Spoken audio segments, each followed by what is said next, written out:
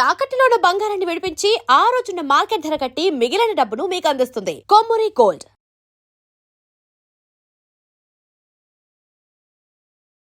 నమస్తే, మీరు చూస్తున్నారు వి మీడియా. సుకన్య తెలుగు వారికి కూడా తెలిసిన నటి. టీవీలు, సినిమాల్లో నటన, నాటిగత్తె, గాయకురాలు, గీత రచయిత, కంపోజ్, డబ్బింగ్ ఆర్టిస్ట్. అయితే కాస్త లిటిగెంట్ గా మనస్తత్వం ఉన్నటువంటి వ్యక్తి. గతంలో డైరెక్టర్ శంకర్ గొడవ ప్రాముఖ్యత మనందరికీ తెలిసింది. కెరీర్ లో పైకెళ్తున్నప్పుడు ఓ సాఫ్ట్వేర్ ఇంజనీర్ ని పెళ్లి చేసుకుని అమెరికా వెళ్ళిపోయింది. ఏడాదికే కొన్ని గొడవలు, కేసులు కారణంగా విడాకులు తీసుకొని మరలా తిరిగి వచ్చింది. మళ్ళీ ఆవిడే తెరపైకి వచ్చింది. అసలు ఎందుకు అనే కథనం చూసి ఆమె ఓ కేసులో, అది బలమైన ఓ మీడియా గ్రూప్ మీద గెలిచింది. కాబట్టి ఈ రోజు వివరాల్లోకి వెళితే 1996 తమిళ టెలివిజన్ ప్రపంచానికి కుదిపేసినట్టు ఓ ఇంటర్వ్యూ ప్రసారమైంది. అది అప్పటికి గరుకు గట్టినటువంటి గంధపు చెక్కల స్మగ్లర్ విషయం పైనటువంటి ఇంటర్వ్యూ. అందులో సుకన్యపై వ్యక్తిగత ఆరోపణలు ప్రసారమయ్యాయి. ఎవరో ప్రముఖ రాజకీయ నాయకుడి కొడుకుతో ఆమెకు అక్రమ సంబంధం ఉందనే ప్రసారమయ్యి. విస్తృతమైన ఇంటర్వ్యూలో అదొక చిన్న అంశం అంతే. ఆరోపణలు అబద్ధమని,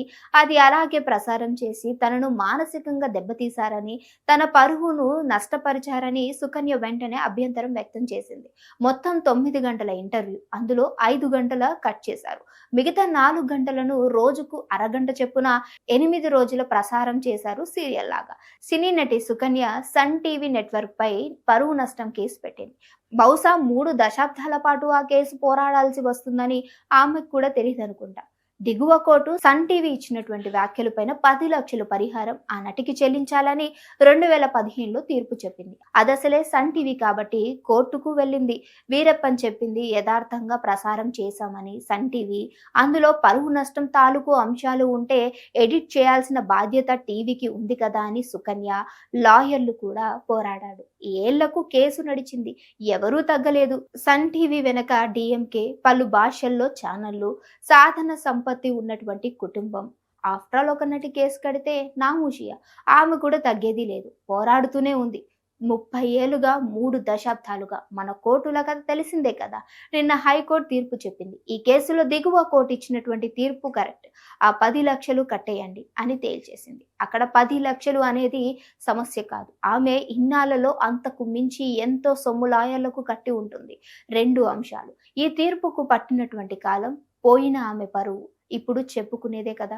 సుకన్య న్యాయమే కదా. న్యాయం జరగడమే కాదు, అది సకాలంలో జరగాలి, జరిగినట్టు కనిపించాలి అని. మరి ఈ కేసులో ఆలస్యం మాట.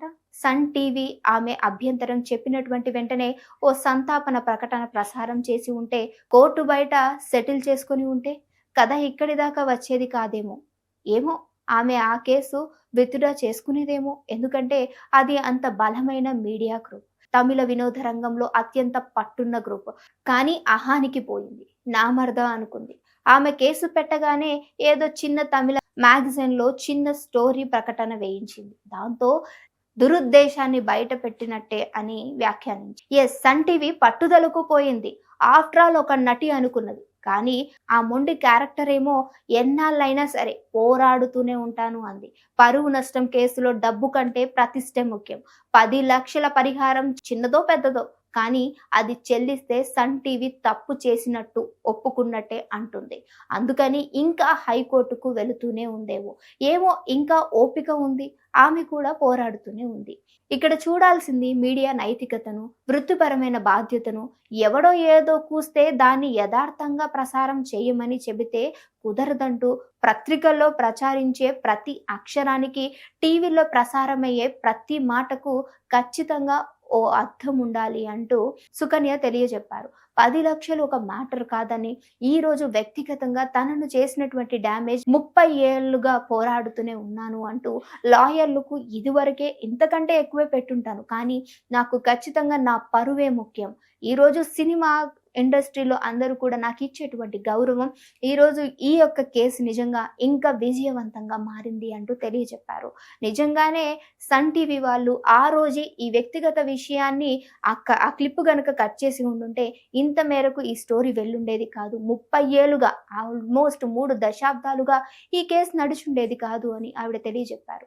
మరి మీడియాకు సంబంధించినటువంటి ఎవరైనా సరే ఉన్నది ఉన్నట్టుగా వేసే ముందు ఒకసారి వ్యక్తిగతంగా ఏమన్నా డ్యామేజ్ అవుతుంది అయిపోతుందా, నిజంగానే వాళ్ళ పర్సనల్ లైఫ్లో ఏమైనా డ్యామేజ్ తీసుకొస్తుందా అనే వ్యాఖ్యలు గమనించి వాటిని మీడియాలో ప్రసారం చేస్తే బాగుంటుంది.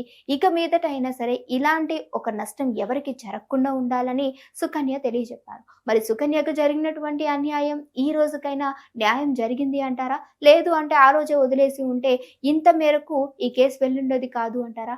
కింద కామెంట్ మీ యొక్క వ్యక్తిగత అభిప్రాయాన్ని తెలియజేయడం మర్చిపోకండి. ఇంకో వీడియోతో మళ్ళీ కలుస్తాం. చూస్తూనే ఉండండి అవర్ ఛానల్.